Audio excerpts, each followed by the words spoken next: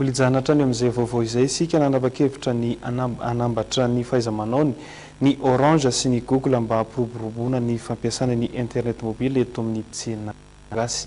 Horantsika indrindra ao anatin'ity sary manaraka ity ary ny andindiny mahakasika izay.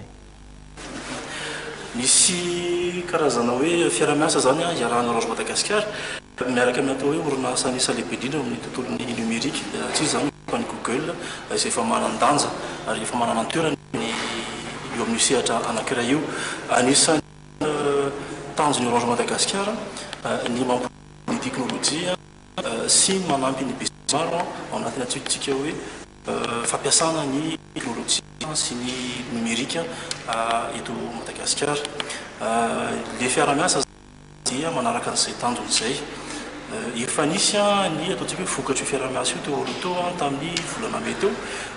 Nisy le ataontsika hoe Orange Raise telefôny izay ny fitaovana rehetra ny Google ao anatiny ny YouTube, ny Google Map sy ny sisa rehetrarehetra sy efa fampiasantsika rehetrarehetra.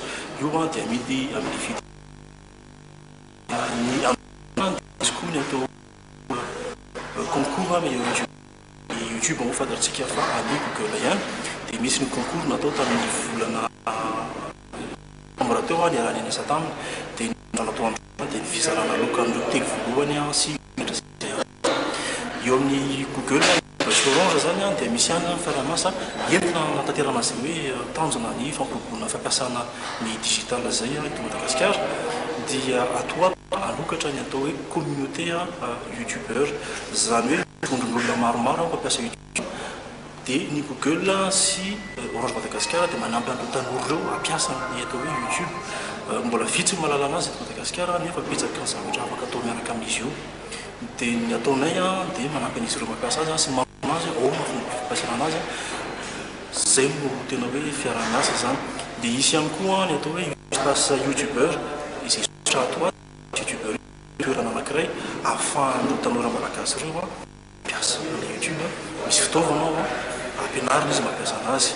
Ny farany ngamany ny tsara ho fantatra dia ataontsika hoe entina hoe mampiaina an'io espace youtubeur io sy le communauté youtubeur zany hoe le vondrona mpampiasa YouTube.